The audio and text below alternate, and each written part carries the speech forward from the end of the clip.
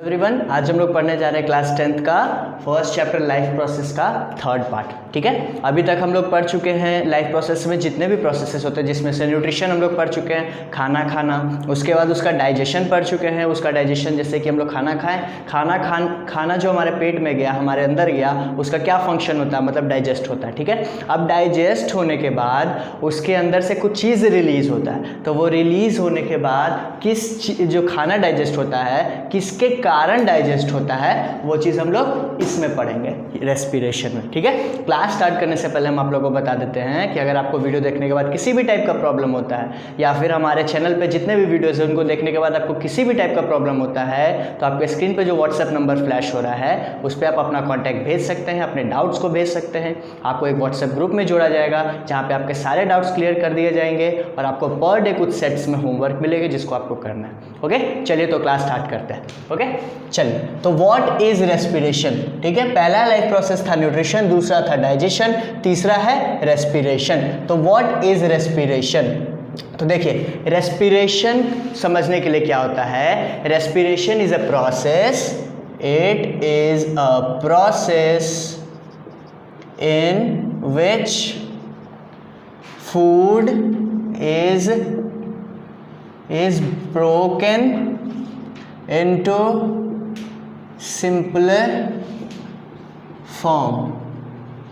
ठीक है, देखिए रेस्पिरेशन क्या है, एक प्रोसेस है जिसमें फूड जो होता है सिंपलर फॉर्म में ब्रेक डाउन होता है, जिसमें broken into simpler form in presence of oxygen और absence of oxygen to produce energy। ठीक है, तो रेस्पिरेशन क्या है, ये प्रोसेस है जिसमें फूड सिंपलर फॉर्म में टूटता है ऑक्सीजन के प्रेजेंस में, किस चीज़ के लिए, एनर्जी के प्रोडक्शन के लिए। ठीक है, रेस्पिरेशन ऑक्सीजन के प्रेजेंस में टूटता है तो एनर्जी प्रोड्यूस होता है, और एब्सेंस में जब टूटता है तो कुछ और सब्सटेंस बनते हैं, वो चीज़ हम लोग आगे देखेंगे।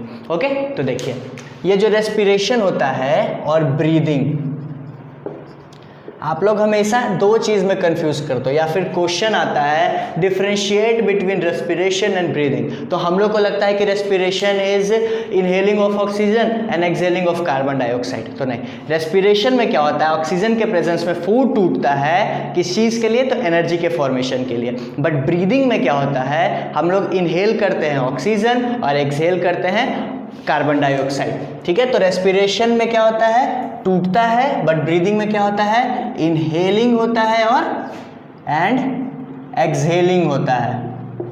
ओके, इनहेलिंग मतलब O2 को अंदर लेते हैं, इनसाइड। ओके, और एक्सहेलिंग मतलब CO2 बाहर निकालते हैं, आउटसाइड। ओके, चलिए अब देखते हैं, कंफ्यूज नहीं करना है कभी। रेस्पिरेशन को हम लोग दो टाइप्स में बांटते हैं। ठीक है, तो टू टाइप्स ऑफ रेस्पिरेशन। देखिए पहला होता है एयरोबिक रेस्पिरेशन। ओके, और दूसरा होता है एनएयरोबिक रेस्पिरेशन।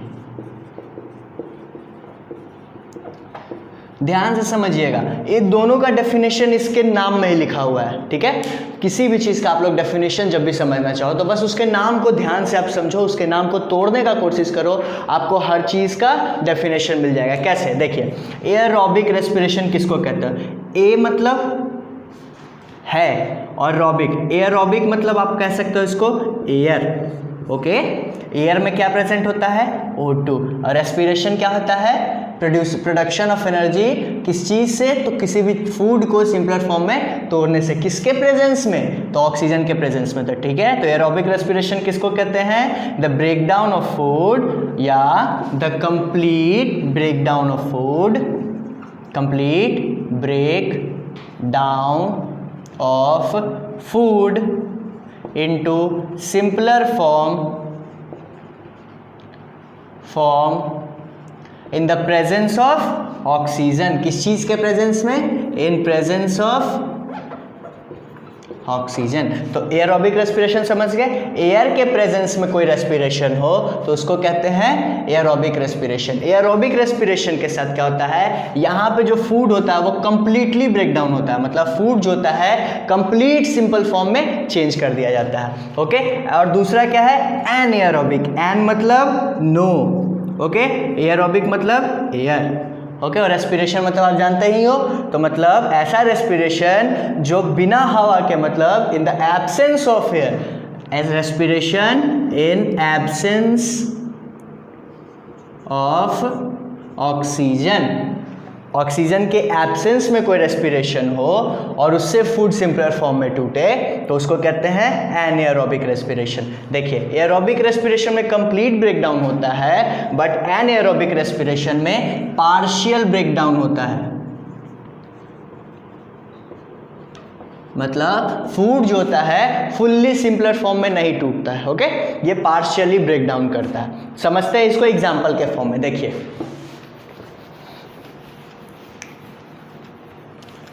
हम लोग के बुक्स में एक एग्जाम्पल दिया हुआ होगा ग्लूकोज का।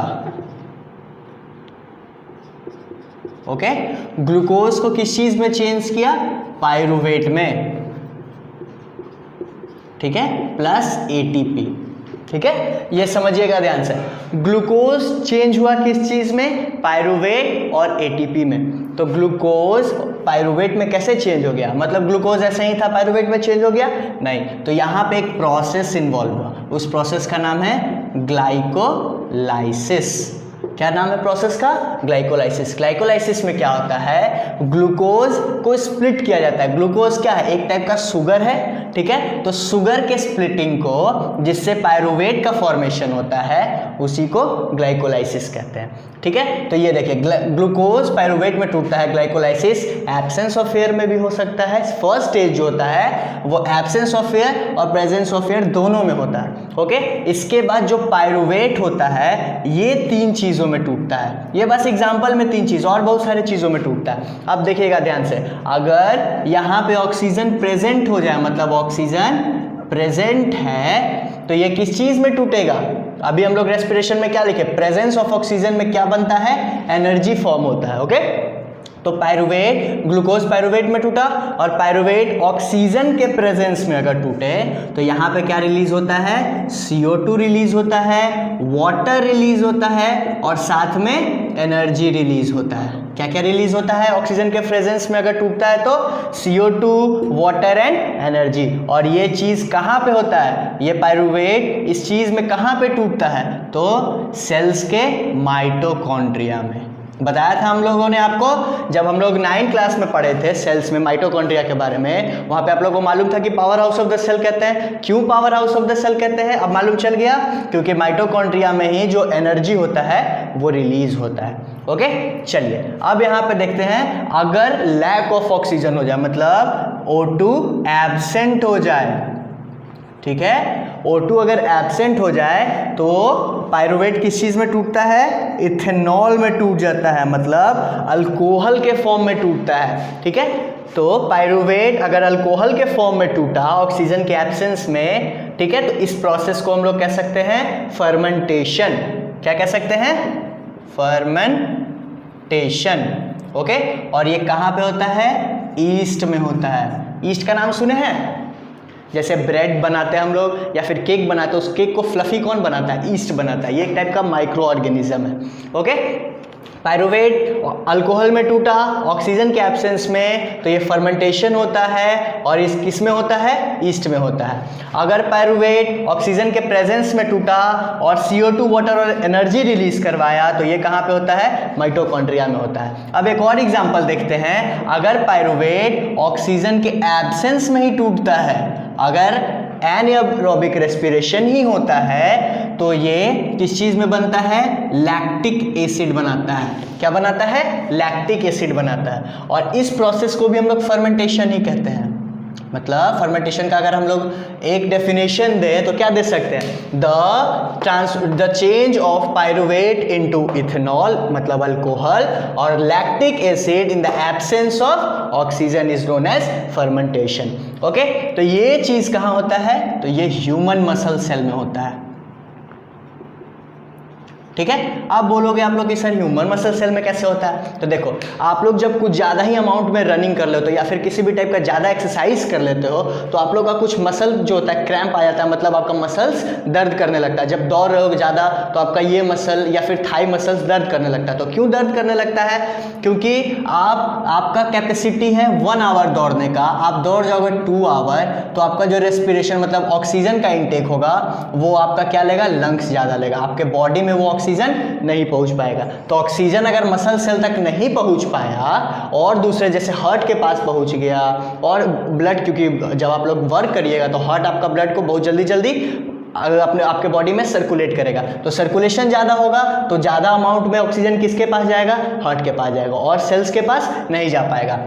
तो क्या होगा, आपके सेल्स में ऑक्सीजन का क्या होगा, कमी होने लगेगा, लैक ऑफ ऑक्सीजन होने लगेगा। तो उस फॉर्म में जब आपका जो मसल सेल होगा वो क्या रिलीज करने लगेगा, एनर्जी के जगह पे लैक्टिक एसिड रिलीज करने लगेगा और ये लैक्टिक एसिड ही आपको पैर में जो दर्द करता है। ओके चलिए, तो ये था आपका रेस्पिरेशन। तो अब हम लोग देखेंगे यहाँ पे कि कुछ कुछ ऑर्गेनिजम्स के बारे में रेस्पिरेशन। हम लोगों ने आपको बताया था कि आपको जो लाइफ प्रोसेस है एनिमल्स एंड प्लांट्स दोनों में पढ़ना है, ठीक है। तो देखिए कुछ जैसे प्लांट्स, तो प्लांट्स में रेस्पिरेशन किससे होता है, तो स्टोमाटा से होता है, ठीक है। उसी तरीके से फिश में रेस्पिरेशन कहाँ से होता है, तो गिल से होता है, ठीक है। इंसेक्ट्स में आ जाए तो इंसेक्ट्स में कहाँ से होता है, तो ट्रैकिया से होता है, ठीक है। उसी तरीके से अगर हम लोग आगे बढ़ जाएं, हम लोग ह्यूमंस में आ जाएं तो ह्यूमंस में कहाँ से होता है, लंग से होता है, ओके। और नीचे अगर हम लोग आ जाएं तो कुछ अमीबा, एक सिंगुलर सेलुलर ऑर्गेनिज्म मतलब यूनिसेलुलर ऑर्गेनिजम्स में हम लोग आ जाएं तो क्या हो जाएगा, अमीबा में किस चीज़ से होता है, तो डिफ्यूजन से होता है, ठीक है। अब समझिएगा यहाँ पे देखिए, जो सिंगल सेल के ऑर्गेनिजम्स होते हैं मतलब यूनिसेलुलर होते हैं उनका बॉडी तो ज़्यादा कॉम्प्लेक्स नहीं होता है, तो कॉम्प्लेक्स अगर कम होता है तो उसको ऑक्सीजन का उतना इंटेक नहीं होता है और जल्दी से उनका ऑक्सीजन यूज़ हो जाता है। बट जो मल्टी सेलुलर ऑर्गेनिजम्स होते हैं उनको हर ऑर्गन्स में ये ऑक्सीजन पहुंचाना होता है, इसीलिए उनका जो रेस्पिरेटरी सिस्टम होता है वो थोड़ा ज़्यादा कॉम्प्लेक्स होता है। तो अब हम लोग पढ़ेंगे ह्यूमन रेस्पिरेटरी सिस्टम के बारे में। किसके बारे में पढ़ेंगे, ह्यूमन रेस्पिरेटरी सिस्टम। रेस्पिरेशन आप लोगों ने जान लिया किसको कहते हैं, स्टार्ट करते हैं। Human respiratory system, okay. तो अभी हम लोग आपको एक ह्यूमन रेस्पिरेटरी सिस्टम का फिगर, ओके। तो स्टार्ट करते हैं यहाँ से, तो ये आपका हो जाता है नोज, ओके। नोज के अंदर आपके 2 छोटे छोटे छेद होते हैं, देखते हैं आप लोग, नाकों में होता है, उसको हम लोग नॉस्ट्रिल्स बोलते हैं, ओके। देखिए नॉस्ट्रिल हो गया, उसके बाद नीचे बढ़ते हैं तो यहाँ पे आप देख रहे होगे एक छोटा सा, यहाँ पे ये देखिए रेड पेन से मैंने इसको इंडिकेट किया है, एक छोटा सा ट्यूब लाइक स्ट्रक्चर है यहाँ पे, ठीक है, वाल्व लाइक स्ट्रक्चर है। तो ये वाल्व लाइक स्ट्रक्चर जो है इसको हम लोग कहते हैं एपिग्लॉटिस, ओके। नेक्स्ट बढ़ते हैं हम लोग जब यहाँ पे, तो यहाँ पे एक लेयर आता है, यहाँ पे इस पूरे पोर्शन को हम लोग कहते हैं लैरिंक्स, ओके। ये फुल पोर्शन ट्रैकिया,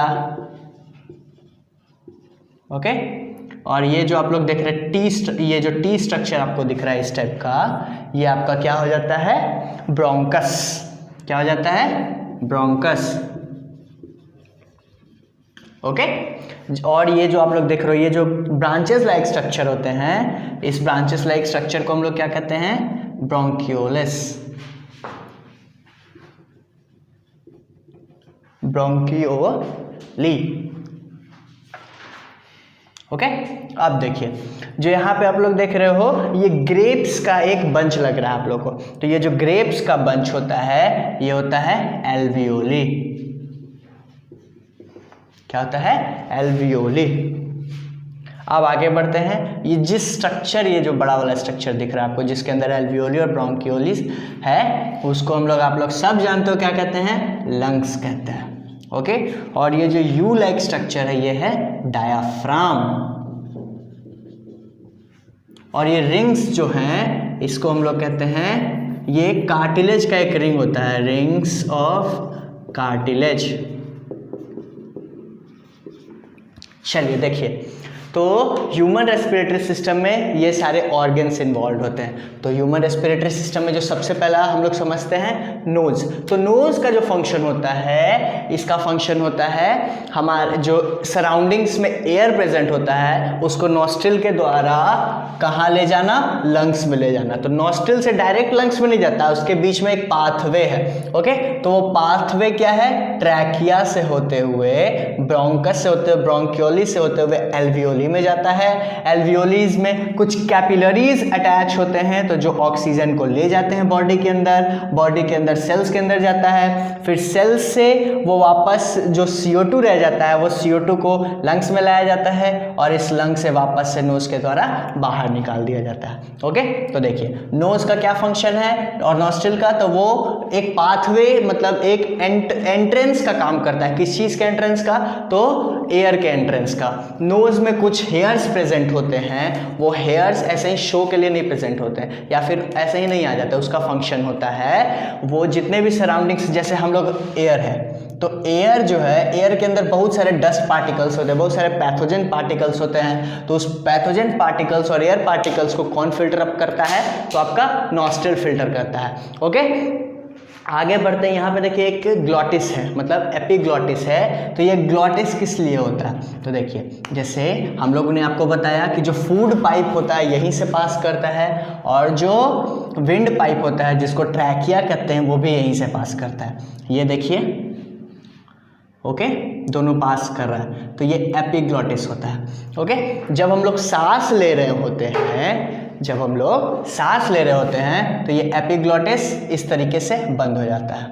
ठीक है, ये क्या होता है, इस तरीके से बंद हो जाता है और हवा कहाँ जाता है, हमारे ट्रैकिया से होते हुए लंग्स में चला जाता है। तो देखते हो हम लोग खाना खाते समय सांस भी ले पाते हैं, तो क्यों, ऐसा होना चाहिए था कि अगर ऐसा है तो ये एपिग्लॉटिस बंद हो जाएगा, खाना लंग्स में चला जाएगा। तो हम लोग ऐसा नहीं होता है, तो ये एपिग्लॉटिस खुलता है बंद होता है, खुलता है बंद होता है। फूड के लिए इधर खुलता है, एयर के लिए इधर खुलता है। तो एपिग्लॉटिस का ये फंक्शन होता है। आगे बढ़ते हैं ट्रैकिया का। तो ये जो ट्रैकिया होता है इसका फंक्शन होता है एयर का पाथवे बनाना। ठीक है, यहाँ से यहाँ तक का पाथवे बनाना। ये किस चीज़ का होता है, तो बोनी स्ट्रक्चर होता है, बट बना होता है किस चीज़ से, तो कार्टिलेज से बना होता है। ओके, चलिए, तो अब यहाँ से जब नीचे बढ़ते हैं, ये जो टी लाइक स्ट्रक्चर आपको दिख रहा है, ब्रोंकस जो है ये हवा को एक इधर ले जाता है, एक इधर ले जाता है। ठीक है, ये नहीं है कि एक बार में एक ही लंग्स में जाता है, दोनों लंग्स में जा सकता है। ओके, तो ब्रोंकस ये था, ये जो यहाँ पे देखिए एक एल्वियोली, जो अंगूर का जो गुच्छा आपको दिख रहा है, ये सैक स्ट्रक्चर होता है। ठीक है, इसका क्या फंक्शन होता है, एयर को स्टोर करना। देखिए आप लोग को एक्सपेरिमेंट बताया जाता है कि ये कप्स ले लीजिए, दो टाइप का। ठीक है, कप्स कह रहे हैं, सॉरी, हम लोग क्या लेने के लिए आपको बोल रहे हैं, दो बॉटल्स ले लेते हैं। बॉटल्स का अपर पोर्शन, मान लेते हैं ये बॉटल है आपका, ठीक है ना, बॉटल का अपर पोर्शन, दो बॉटल का कट कर लिए। कैसे कट किए, इस तरीके से बॉटल का कट कर लिए। ओके, इसमें एक बैलून लगा दिए, एक कट कर लिए, यहाँ पे एक ट्यूब लगा दिया किस टाइप का, तो ये वाई शेप का आपको ट्यूब दिख रहा है, बॉटल में दिख रहा है ना। यहाँ पे एक बैलून लगा दिए, एक बैलून यहाँ पे लगा दिए। यहाँ से जब हवा देते हैं तो लंग्स फूल जाता है और जब छोड़ देते हैं तो लंग्स बचक जाता है और हवा बाहर निकल जाता है। ओके, कैसे, तो वही चीज़ यहाँ पे होता है। तो हम लोग जब सांस लेते हैं तो लंग्स नहीं फूलता है। ठीक है, लंग्स के अंदर जो एल्वियोली होता है वो एल्वियोली अपने एरिया को इंक्रीज करता है, इतना छोटा छोटा है, थोड़ा इंक्रीज करेगा, उसके कारण लंग्स फूलता है। और इस मैकेनिज्म को बना के कौन रखता है, तो डायाफ्राम। ये नहीं ना होता है कि हम लोग कुछ ज़्यादा ही सांस ले तो इतना फूल जाता है, नहीं, इतना लेवल है उतना ही तक। ओके, तो ये था एल्वियोली का वर्क। ठीक है, ये पाथवे का, ये भी एक पाथवे है किस चीज़ का, तो लंग्स में जो ऑक्सीजन आया या CO2 जो बाहर जाने वाला है उसको बॉडी के ये कैपिलरीज तक पहुँचाना। ठीक है, कैपिलरीज में ब्लड प्रेजेंट होता है जो हमारे जो जंक्शंस का काम करता है, वो हम लोग जब ट्रांसपोर्टेशन पढ़ेंगे तब समझेंगे। अभी हम लोग देखेंगे मैकेनिज्म ऑफ ह्यूमन रेस्पिरेटरी। तो अभी तक हम लोग ह्यूमन रेस्पिरेटरी सिस्टम का जो ऑर्गन्स था वो देखे, उसका क्या क्या फंक्शन था वो सब देखे। अब हम लोग देखते हैं मैकेनिज्म ऑफ ब्रीदिंग। ब्रीदिंग जो अभी हम आपको बोले कि एल्वियोली में आता है वो कैसे होता है, वो मैकेनिज्म अब हम लोग समझेंगे। तो इस मैकेनिज्म में दो फंक्शंस इन्वॉल्व होते हैं। पहला क्या होता है, इनहेलिंग और दूसरा होता है एक्सहेलिंग। स्टार्टिंग में ही मैंने आपको बताया इनहेलिंग किसको कहता है और एक्सहेलिंग किसको कहता है। यहाँ पे भी समझते हैं, इनहेलिंग मतलब होता है O2 को अंदर लेना, मतलब O2 इनसाइड, ठीक है, और exhaling means CO2 outside. Inhale करें मतलब ऑक्सीजन को हम लोग अंदर लिए तो वो इनहेलिंग हो गया, और एक्सहेल मतलब बाहर निकाले CO2 को तो वो हो गया एक्सहेलिंग। अब समझते हैं कि ये प्रोसेस कैसे होता है, एक फिगर के द्वारा अब हम लोग समझते हैं कि ये प्रोसेस कैसे होता है। देखिएगा ध्यान से, मैं अलग पेन का यूज़ कर रहा हूँ। देखिए यहाँ पे मान लेते हैं हमारा सेल्स एंड टिश्यू, कुछ ऑर्गन है, ओके। ऑर्गन किस चीज़ से बना हुआ है, तो टिश्यू से बना हुआ, टिश्यू किस चीज़ से बना हुआ है, तो सेल से बना हुआ है, ठीक है। ये देखिए ये स्ट्रक्चर रॉबर्ट हुक ने देखा था, आपको भी याद है, तो ये स्ट्रक्चर मैं बना दिया यहाँ पे। ये मान लेते हैं सेल है, ओके। अब देखिए यहाँ पे इस तरीके से हम बना रहे हैं, ये सेल्स हैं, ये सेल्स मान लेते हैं एक बार इसके अंदर ऑक्सीजन जा चुका है, ठीक है। अब यहाँ पे जितने भी सेल्स थे उन्होंने अपना अपना फंक्शन कर लिया। अब यहाँ पे जो CO2 था, इन्होंने जो CO2 रिलीज़ किया, यहाँ पे अभी मैंने बताया आपको पायरुवेट माइटोकॉन्ड्रिया में किस चीज़ को रिलीज़ करता है, ATP मतलब एनर्जी को भी रिलीज़ करता है, और साथ में CO2 और वाटर भी रिलीज़ करता है। तो जो CO2 वो रिलीज़ करता है उसका क्या होता है, ठीक है, तो वो जो CO2 रिलीज़ करता है उसको ब्लड अपने साथ ले जाता है लंग्स में, और वो फिर बॉडी से बाहर निकल जाता है, ओके। तो देखिए यहाँ से उसने क्या किया, CO2 को रिलीज़ किया। किसने रिलीज़ किया, सेल ने रिलीज़ किया। कैसे रिलीज़ किया, तो डिफ्यूज़न के द्वारा रिलीज़ किया। कैसे रिलीज़ किया, डिफ्यूज़न से, ठीक है। कैसे रिलीज़ हुआ, डिफ्यूज़न से। कहाँ पे रिलीज़ हुआ, मान लेते हैं ये क्या है, हमारा सर्कुलेटरी सिस्टम है, ठीक है, तो यहाँ पे रिलीज़ किया। अब यहाँ पे क्या हुआ, ट्रांसपोर्टेशन। किस चीज़ का ट्रांसपोर्टेशन हुआ, तो CO2 का ट्रांसपोर्टेशन हुआ, ओके, यहाँ तक पहुँचा। अब जो स्ट्रक्चर यहाँ पे हम लोग रेस्पिरेटरी सिस्टम का बनाए थे वो यहाँ पे देखते हैं,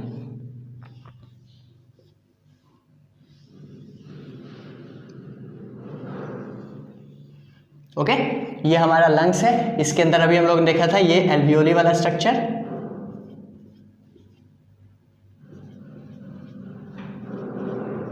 ओके, ये था। अब यहाँ पे देखिए ये जो CO2 है ये यहाँ से ट्रांसफ़र हो जाएगा लंग्स में। कहाँ ट्रांसफ़र हो जाएगा, लंग्स में। तो ये CO2 चला गया लंग्स के अंदर, ओके, और यहाँ से नोस्ट्रिल से ये CO2 बाहर।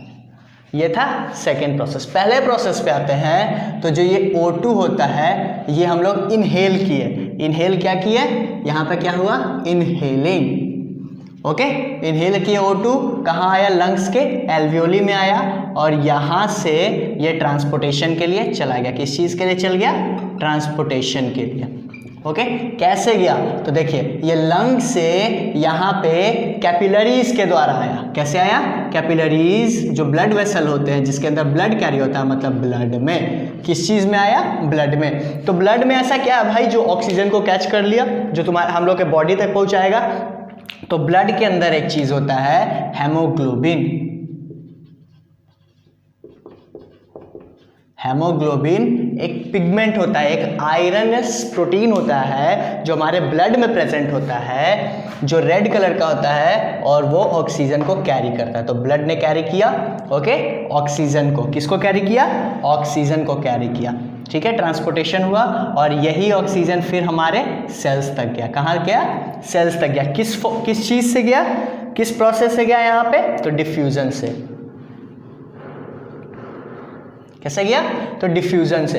तो ये कहाँ गया, सेल तक गया। सेल का क्या काम होता है, जब ऑक्सीजन मिलता है सेल को, तो सेल क्या करता है, हम लोग ने अभी डाइजेस्टिव सिस्टम भी पढ़ा जिसमें हम लोग फूड इनटेक किया, न्यूट्रिशन में फूड इनटेक किया हम लोगों ने, उसमें डाइजेस्ट होके वो चीज़ कहाँ आ गया, यहाँ तक आ गया। उसका जो चीज़ हम लोग ने एब्जॉर्ब किया स्मॉल इंटेस्टाइन ने, वो सेल तक आ गया, और सेल ने उस चीज़ को तोड़ा, ठीक है। माइटोकॉन्ड्रिया ने उसको क्या किया, तोड़ा।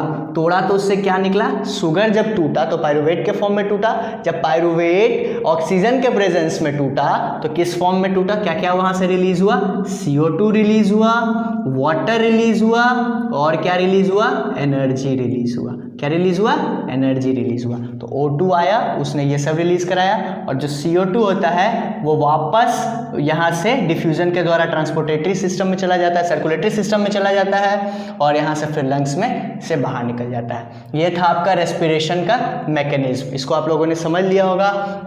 रेस्पिरेशन में हम लोगों ने पढ़ा अभी तक रेस्पिरेशन किसे कहते हैं, कितने टाइप्स के रेस्पिरेशन होते हैं, एरोबिक और एनाएरोबिक रेस्पिरेशन के बारे में। ग्लूकोज पायरुवेट के फॉर्म में टूटा, पायरुवेट में अगर ऑक्सीजन के प्रेजेंस में अगर पायरुवेट टूटता है तो वो माइटोकॉन्ड्रिया में होता है, उससे क्या रिलीज होता है, CO2 water and energy release होता है, ठीक है। लैक ऑफ ऑक्सीजन के कारण टूटता है तो वो ईस्ट में अगर टूटता है तो वो क्या बनाता है, अल्कोहल बनाता है। अगर हमारे मसल सेल में लैक ऑफ ऑक्सीजन के कारण टूटता है, एनाएरोबिक रेस्पिरेशन होता है, तो क्या बनता है, लैक्टिक एसिड बनता है। अगर इथेनॉल और लैक्टिक एसिड बनता है तो इस प्रोसेस को क्या कहते हैं, फर्मेंटेशन कहते हैं, जो किस फॉर्म में होता है, तो एनाएरोबिक रेस्पिरेशन फॉर्म में होता है, ठीक है। तो अब जो रेस्पिरेशन है ह्यूमन रेस्पिरेटरी सिस्टम में हम लोगों ने रेस्पिरेटरी ऑर्गन्स के बारे में जाना, उसके बाद मैकेनिज्म जाना कि कैसे इनहेलिंग होता है, कैसे एक्सहेलिंग होता है, ठीक है। अब इसके बाद जो हमारा लाइफ प्रोसेस का जो फोर्थ प्रोसेस होगा वो हो जाएगा आप लोग का ट्रांसपोर्टेटरी सिस्टम, या फिर आप उसको कह सकते हो सर्कुलेशन, ठीक है। अब हम लोग जो नेक्स्ट लाइफ प्रोसेस पढ़ेंगे वो होगा सर्कुलेशन, ठीक है। तो ये चीज़ हम लोग अब पढ़ेंगे नेक्स्ट वीडियो में। अगर आप लोग को किसी भी टाइप का डाउट है तो हम लोग से कांटेक्ट करिए। Thank you for watching us.